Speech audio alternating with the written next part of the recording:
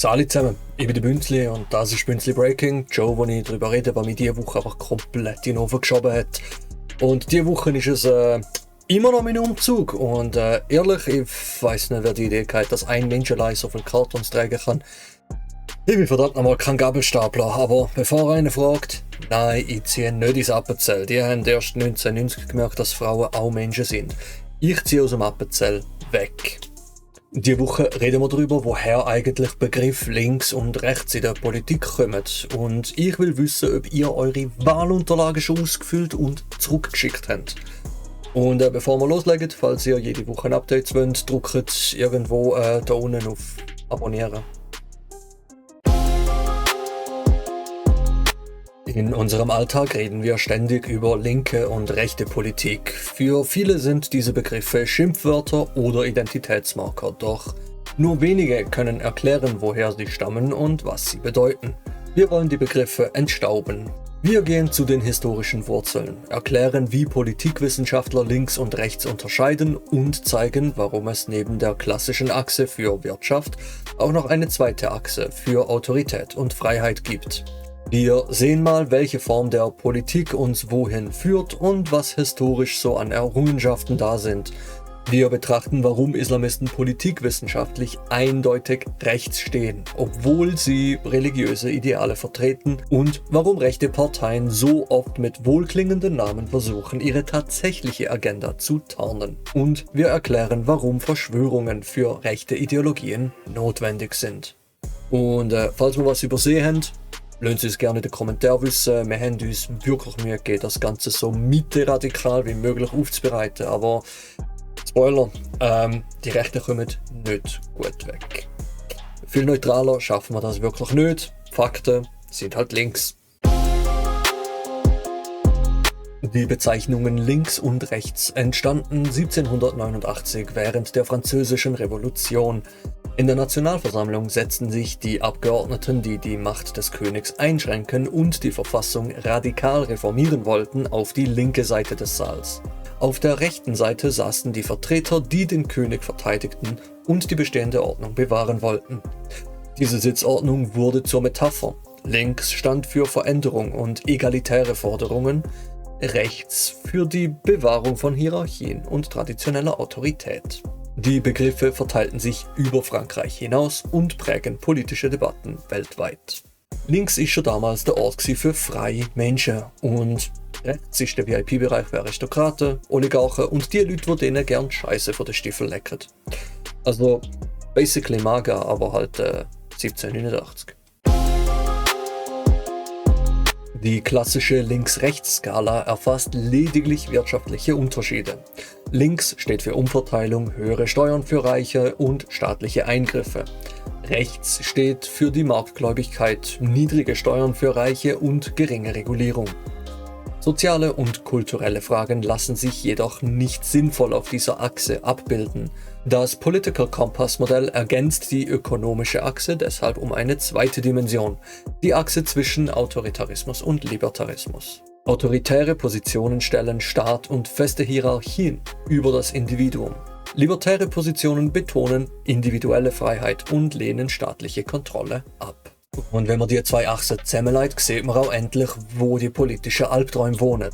Links autoritär, da ist dort, wo man theoretisch Gleichheit will, aber praktisch jeder einsperrt, wenn man nicht schnell genug klatscht. Die rechtsautoritäre Ecke, das ist Premium VIP Lounge für Faschisten, Theokraten, Islamisten, Trumpisten und alle, die finden, dass Freiheit geil ist.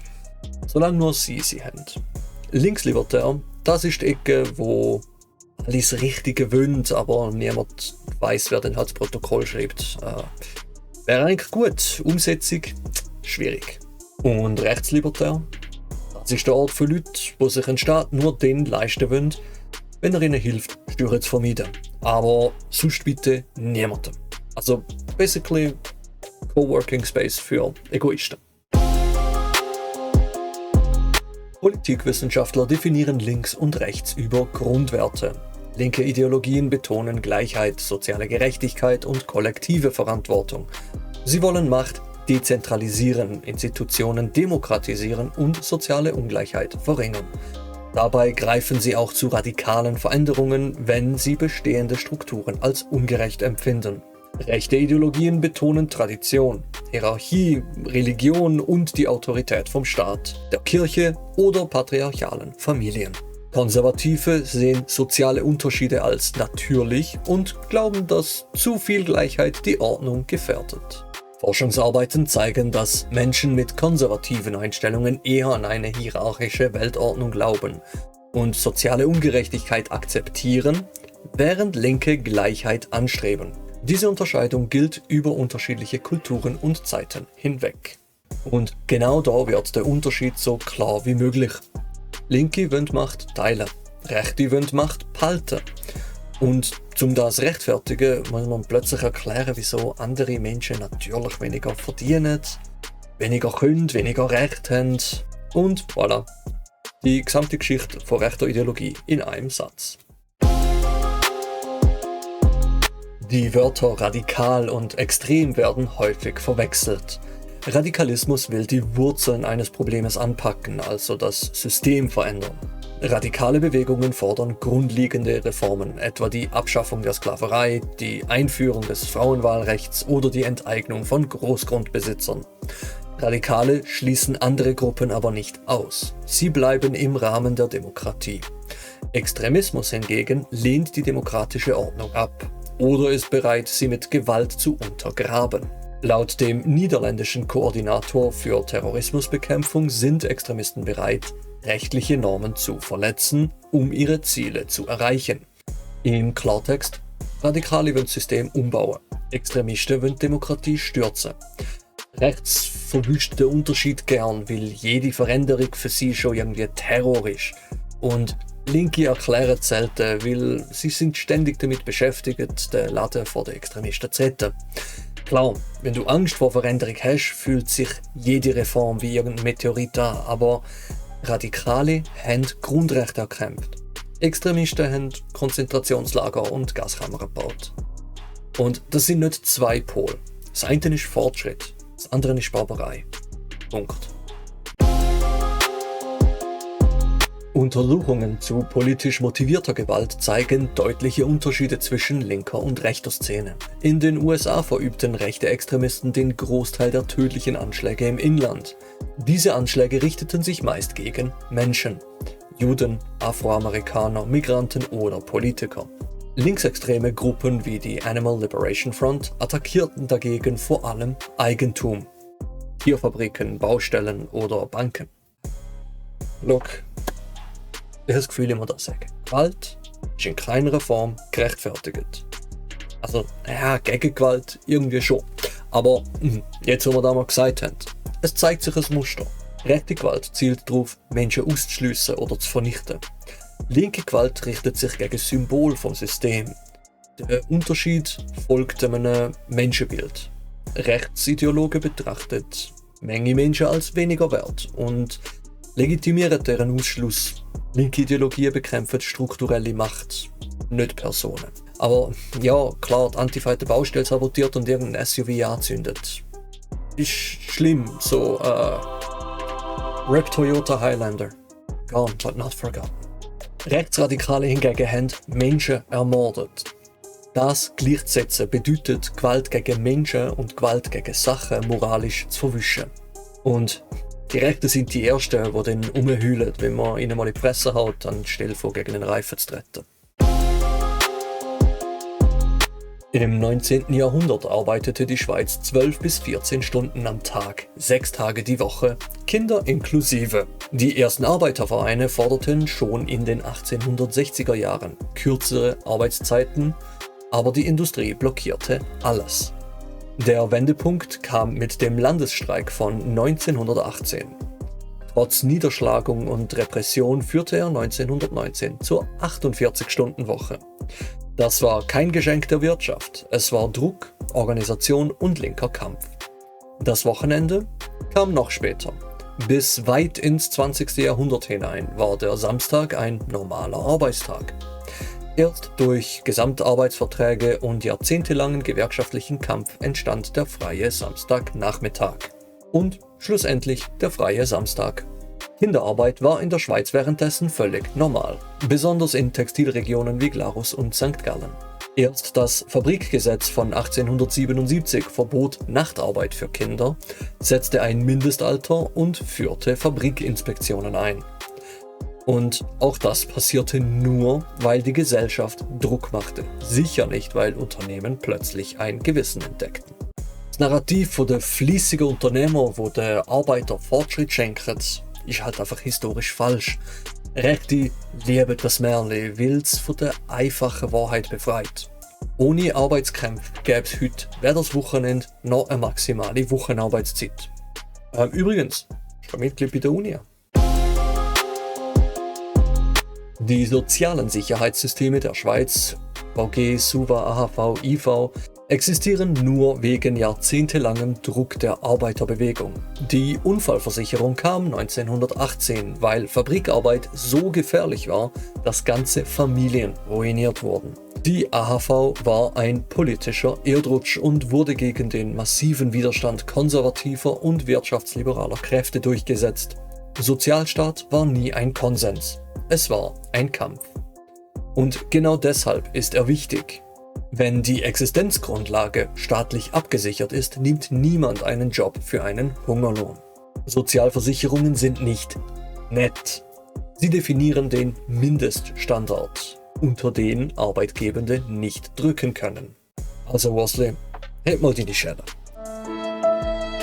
Sozialhilfeempfänger bekommen nicht zu viel. Der Schweizer Tieflohn kriegt zu wenig. Ohne Sozialstaat hätten wir längst US-Verhältnis. 6 Franken Jobs, null Sicherheit, null Recht, aber viel Flexibilität. Mit Flexibilität meine ich übrigens Tagelohn und null Kündigungsfrist. Der Sozialstaat hebt nicht nur Menschen über Wasser, er haltet auch den Lohn oben. Der Kampf fürs Frauenstimmrecht wurde von feministischen, linken und gewerkschaftlichen Bewegungen getragen. Konservative Kräfte blockierten über Jahrzehnte und erst 1971 konnten Schweizer Frauen auf Bundesebene abstimmen. Appenzell Innerrhoden 1990 per Bundesgericht, nicht freiwillig. Alles, was danach kam, Gleichstellungsgesetz, Diskriminierungsschutz, Mutterschaftsversicherung, wurde ebenfalls von den Linken erkämpft und von den rechten Kräften verzögert.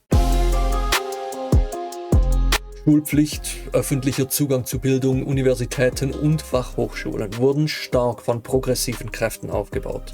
Konservative Lager wollten Bildung lange als Privileg der Wohlhabenden behalten.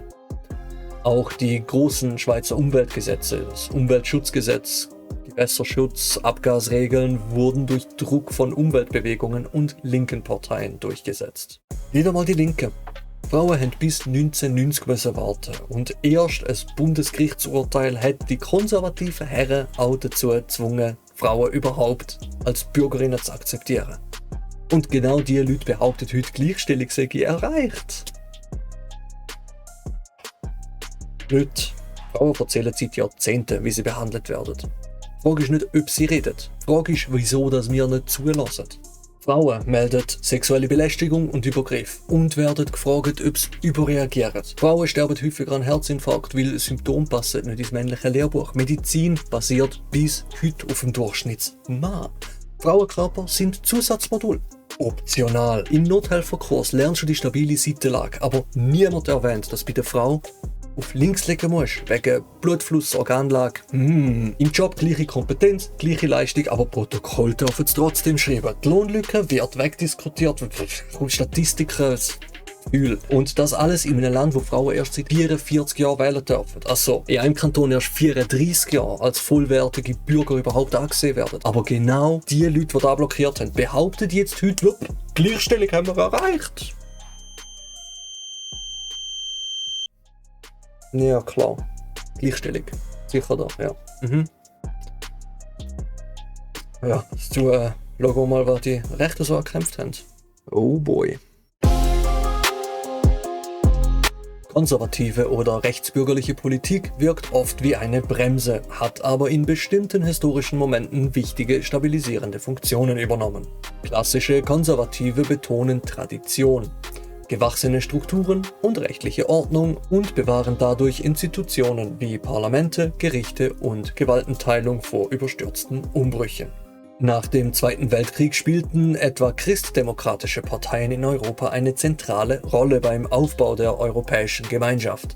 Politiker wie Adenauer, Schuman und de Gasperi verbanden wirtschaftliche Innenpolitik mit einer proeuropäischen Vision und legten mit ihrer konservativen Reformpolitik Grundsteine für die spätere EU. In der Schweiz trugen rechtsbürgerliche Parteien zur Stabilisierung von Föderalismus, Milizsystem und direkter Demokratie bei. Sie waren selten Initiatoren solcher Reformen, verteidigten aber föderale Kompetenzen, sorgten für finanzpolitische Vorsicht und unterstützten wirtschaftliche Rahmenbedingungen, die Wachstum ermöglichten. Diese Stabilität bildete die Grundlage, auf der linke Reformen wie der Sozialstaat überhaupt entstehen konnten. Ich sag's ehrlich, ich check bis heute nicht, was das Ziel von konservativer Politik konkret sein soll. Natürlich braucht es Stabilität. Niemand will jede zinstige Revolution. Aber irgendwann muss man doch merken, dass alles so lang wie früher noch kein politisches Konzept ist. Wir schauen heute zurück und denken, zum Glück verbrennen wir keine Hexen mehr. Zum Glück steinigen wir keine mehr. Zum Glück hat der Bergbau von Kind sich heute auf Minecraft beschränkt. Zum Glück haben wir ein Wochenende. Und dann völlig ernsthaft gehen die Leute hier und denken sich, weißt du was, lass uns mal denen die Macht geben, die immer gegen genau diesen Fortschritt gekämpft haben. Bro, mein Brüder in Christus. Das ist wie wenn du sagst, ja, danke Feuerwehr fürs Löschen von meinem Haus, mega nice. Ich gehe jetzt den Pyroman wählen. Rechte Parteien neigen dazu, sich mit Begriffen zu schmücken, die ihre eigentlichen Ziele verschleiern. Das wohl bekannteste Beispiel ist die nationalsozialistische Deutsche Arbeiterpartei. Der Name suggerierte Sozialismus und Arbeitnehmervertretung, doch die Nazis waren weder sozialistisch noch arbeiterfreundlich. Historiker betonen, dass Hitler die Bezeichnung als Propagandatrick wählte, um Arbeiter zu gewinnen. Nach der Machtübernahme bekämpfte er Sozialisten und Gewerkschaften und arbeitete mit der Industrie zusammen. Ein westlicher Geschichtsprofessor weist darauf hin, dass die NSDAP das Wort sozialistisch vor allem nutzte, um die Arbeiterklasse zu mobilisieren. Eigentlich wollten sie Sozialismus vernichten. Dieses Muster setzt sich fort. Rechtspopulistische Parteien heißen Volkspartei oder Alternative, vertreten aber Politik für Reiche und gegen Minderheiten. Die Schweizerische Volkspartei kämpft für Steuererleichterungen für Vermögende und gegen Sozialleistungen, also gegen das Volk. Komisch. Rechte Parteien tun doch immer so, als wäre linke Politik der Untergang vom Abendland. Aber nennen sich den Arbeiterpartei, Volkspartei, Sozial oder Frei. Fast so, als hätten sie Angst, ehrlich draufzuschreiben, was sie wirklich wollen. Ich meine, Hand aufs Herz. Niemand würde eine politische Partei wählen, die sich Bündnis für die sofortige Exekution von Ausländern an der Grenze nennen würde. Also, klar, ein paar würden das feiern, aber definitiv nicht genug, um seit Jahrzehnten über 35% im Nationalrat zu halten. Religiöse Fundamentalisten werden im öffentlichen Diskurs oft mit dem anderen Lager identifiziert, aber ihre Ideologien sind politikwissenschaftlich eindeutig rechtsautoritär. Die Hamas schuf im Gazastreifen nach ihrer Machtübernahme eine Scharia-orientierte Ordnung. Freedom House berichtet, dass Hamas Geschlechtertrennung verordnet, die Kleidung von Frauen reguliert, die Pressefreiheit einschränkt und NGOs sowie politische Gegner unterdrückt. Also ein autoritäres, patriarchales Regime. Pressefreiheit einschränken, NGOs verteufeln, Frauen regulieren. Das erinnert mich an irgendeine Alternative oder so eine Volkspartei. Will man nicht in den Sinn kommen, sagen, wir machen weiter. Ein Reuters-Bericht schrieb, wie Hamas in Gaza eine Verordnung zur Geschlechtertrennung in Schulen durchsetzte und männliche Lehrer daran hinderte, Mädchen zu unterrichten. Kritiker sahen darin den Versuch der Bevölkerung, eine Ideologie aufzuzwingen. Die nigerianische Terrorgruppe Boko Haram lehnt laut einem Brookings-Bericht Demokratie, Verfassungsrecht, Bündnisse mit Nichtmuslimen und westliche Bildung ab. Ihre Ideologie ist religiös exklusivistisch und rechtfertigt Gewalt gegen andersdenkende Muslime und Christen. Diese Organisationen ordnen sich klar auf der autoritären rechten Seite ein. Sie betonen Tradition, lehnen Gleichberechtigung ab, behaupten eine natürliche Ordnung und reagieren auf gesellschaftliche Veränderungen mit Gewalt. Gegen Menschen übrigens. Furchtbar der radikal-islamische Regime oder Unterdrückung, Patriarchat, Bücherverbot, Wissenschaftsfeindlichkeit, ein echtes Horrorkabinett. Und jetzt nimm dir Zeit. Und jetzt erklär mir bitte den grossen ideologischen Unterschied zu den religiösen Rechten in den USA, wo Bücher über Evolution, Sexualität und Bürgerrecht verboten werden, Frauenrecht zurückgedreht werden und christlicher Fundamentalismus wieder Staatsziel ist. Also, außer dass der eine auf den Koran schwört und der andere auf die Bibel. Same energy, andere Deko. Ein gängiges Argument besagt, dass sich extreme linke und extreme rechte Ideologien in der Mitte treffen, wie die Enden eines Hufeisens. Dieses sogenannte Hufeisenmodell suggeriert, dass Kommunisten und Faschisten mehr gemeinsam hätten als mit moderaten Kräften. Das Political Compass Modell zeigt jedoch etwas anderes. Kommunismus, etwa stalinistischer Sozialismus, liegt im linken autoritären Quadranten, während Faschismus im rechten autoritären Quadranten liegt. Beide Systeme sind autoritär, aber ihre Ziele sind fundamental verschieden. Die einen streben nach Gleichheit durch Zwangsverteilung, die anderen nach einer hierarchischen Nation mit natürlichen Ungleichheiten. Oxford-Wissenschaftler weisen darauf hin, dass Kritik am Hufeisenmodell oft darauf abzielt, die Unterschiede zwischen Faschismus und Kommunismus zu verharmlosen. Die Theorien werden als radikal unterschiedliche Visionen von Gesellschaft beschrieben. Der Hufeisenvergleich lenkt davon ab, dass die linke Utopie Gleichheit und die rechte Utopie Hierarchie will. Fucking Hufeisen-Theorie. Sobald jemand mit dem um die Ecke kommt, habe ich so ein ganz bestimmtes Bild im Kopf. So ein kleines, babyspeckiges Kind mit so einem übergroßen Kopf von einem 60-Jährigen. Wie es so im Planschbecken täubelt und stempelt und... Ultra spezifisch, ich weiß. Die Hufeisen-Theorie funktioniert nur, wenn man die Achse Freiheit auf Autorität komplett ignoriert. Mach mal das berühmte Hufeisen zwischen einem Fascher und einem Anarchist. Ist schwierig, von kein Staat zu der Staat bestimmt Pfad von deiner Unterhose zu springen. Faschismus erzwingt Hierarchie und stellt gewisse Menschen über andere. Kommunistische Systeme, zumindest die echte Idee dahinter, erzwingen Gleichheit und stellen alles auf die Gleichstufe. Beides problematisch, klar, aber ideologisch komplett unterschiedliche Richtungen.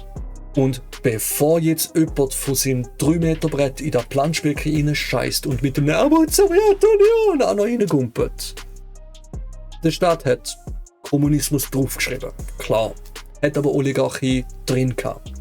Misnomer, haben wir erst gerade gehabt. Volk verarmt, eine kleine Elite schöpft ab.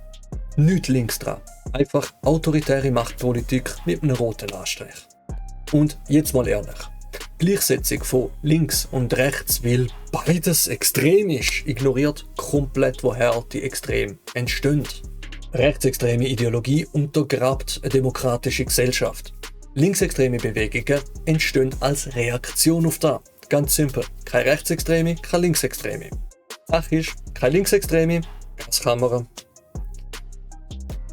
Die Geschichte ist da recht eindeutig. Autoritäre Rechte bauen ihre Feindbilder nicht ab. Sie erweitern die. Und wenn niemand widerspricht, ist es am Ende nicht Mitte, sondern eine Gesellschaft, wo nur noch ein paar Menschen überhaupt einen Wert haben. Rechte Ideologien beruhen auf dem Glauben an eine natürliche Ordnung. Patriarchal, hierarchisch, ethnisch homogen, die Realität widerspricht diesem Glauben. Frauen führen Unternehmen, diverse Teams sind erfolgreich. Kleine Staaten verteidigen sich gegen Großmächte. Das führt zu kognitiver Dissonanz. Anstatt ihr Weltbild zu ändern, suchen Autoritäre nach einer Erklärung. Jemand muss die natürliche Ordnung sabotieren, so entstehen Verschwörungstheorien. Ein Beispiel: Männer fühlen sich von feministischen Forderungen bedroht. Sie glauben an eine Gender-Ideologie, die Männer entmachten will. Oder Rechte erklären, die Ukraine gehöre natürlich zu Russland. Der Widerstand der Ukraine sei nur möglich, weil der Westen eine Verschwörung betreibe. Das Muster ist immer gleich. Eine ewige Ordnung plus eine Personengruppe, die sabotiert. Diese Erzählungen erleichtern es, Gewalt zu rechtfertigen, denn sie stellen die eigenen Aktionen als Selbstverteidigung dar. Ja, und jedes Mal, wenn Rechte von einer natürlichen Ordnung redet, sehe ich vor meinem inneren Auge wieder der gleiche Typ. Also das mal versifftes Tanktop, Haarlein auf Höhe von den Ohren, 3 Promille im Blut, mindestens. Steht vor seinem Gartengrill, haltet eine verkokelte Bratwurst wie das Zepter von der Rechtschaffenheit und brüllt in die Welt raus: Es ist so wild, Frauen, Frauen, Männer, natürlich! Der Tag ist gut genug, mehr Aufwand haben die nicht verdient. Und währenddessen läuft die Realität so richtig unhöflich. Eine 19-jährige Ukrainerin mit Panzerfaust macht gerade zum 2. Mal aus einem russischen T-72 ein Puzzle mit 850 Teilen. Im Hintergrund hackt der taiwanesische CEO eine Präsentation ab, wo im Jahreskalt schnell um den Faktor 5000 überbietet. Und irgendwo in Zürich löst das Team aus 10 Nationalitäten das Problem, wo er schon beim geistigen Erfassen von der Grundlage scheitern würde. Und er steht da, schwitzend, wurstwedelnd, beleidigend. Ich bin natürlich!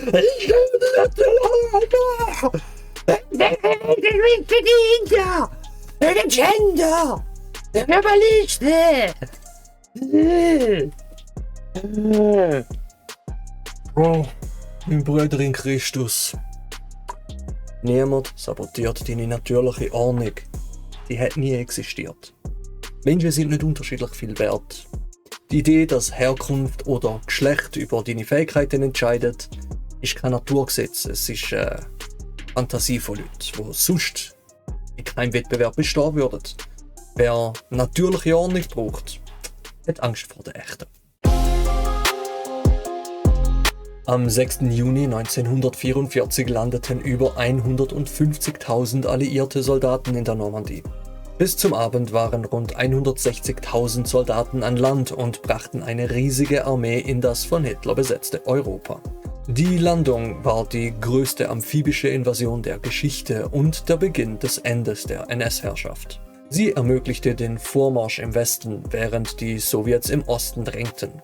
Wäre die Operation gescheitert, hätte Hitler seine Befestigungen verstärken und seinen Massenmord an Juden, Homosexuellen, Roma und politischen Gegnern fortsetzen können. Der D-Day ist damit die größte antifaschistische Militäraktion der Geschichte. Er erinnert daran, dass Antifaschismus keine Modeerscheinung, sondern die Verteidigung grundlegender Menschenrechte ist. D-Day zeigt eine einfache Wahrheit, wo viele Leute heute nicht mehr hören wollen. Faschismus verschwindet nicht, weil man höflich bittet. Er verschwindet, wenn man stoppt. Mit allem, was nötig ist. 100.000 alliierte Soldaten sind gelandet, um eine Ideologie zu zerstören, die Menschen als Untermenschen definiert hat. Das ist Antifaschismus. Nicht ein Sticker, nicht ein Meme, nicht ein rotes A auf einer Jacke, sondern ein historischer Kampf für die Menschlichkeit selber. Und da kommt der Teil, der die Rechte komplett aus der Bahn wirft. Antifa ist nicht links. Antifa ist nicht rechts. Antifa steht für nichts. Antifa steht gegen Faschismus. Punkt. Kommunisten, Sozialdemokraten, Liberale, Libertäre, Grüne, Konservative, Männer, Frauen, Queers, Unternehmer, Arbeiter, alle gehören dazu. Solange sie finden, dass Nazis scheiße sind. Wer Antifa als Schimpfwort benutzt, hat historisch gesehen eigentlich exakt die Energie von einem, der 1944 am Strand gestanden ist und gesagt hätte, ich weiss auch nicht, Jungs, ist die Landung nicht ein bisschen extremistisch? Bro, einfach nochmal. Mein Bruder in Christus. D-Day ist Antifa gewesen. Auf Hardcore-Mode. Und es hat die Welt gerettet. Begriff links und rechts sind mehr als Schimpfwörter. Sie bezeichnen unterschiedliche Menschenbilder. Gleichheit versus Hierarchie, Hoffnung versus Angst. Linke Bewegungen haben viel Rechte erkämpft, wo uns heute selbstverständlich erscheinen. 40-Stunden-Woche, das Wochenende, das Verbot von Kinderarbeit, das allgemeine Wahlrecht, der Sozialstaat, Arbeitsschutz, Gleichberechtigung, Bildung für alle. Rechte Bewegungen verteidigen traditionelle Hierarchien und greifen zu Gewalt gegen Menschen. Sie geben ihren Parteien irreführende Namen und brauchen Verschwörungen, um Widersprüche zu erklären. Autoritäre Islamisten teilen mit ihrer religiösen Rhetorik die Merkmale von rechten Ideologien, patriarchale Ordnung, Unterdrückung von Frauen, Ablehnung von der Demokratie und Gewalt als Mittel zum Machterhalt. Wenn du wissen willst, wo du politisch stehst, dann frag dich nicht, wer das du hassest. Frag dich, wer das du als gleichwertig anerkennst. Am Schluss bleibt nur eine Entscheidung. Willst du eine Welt, die auf Angst baut, oder eine, die auf Gleichheit steht?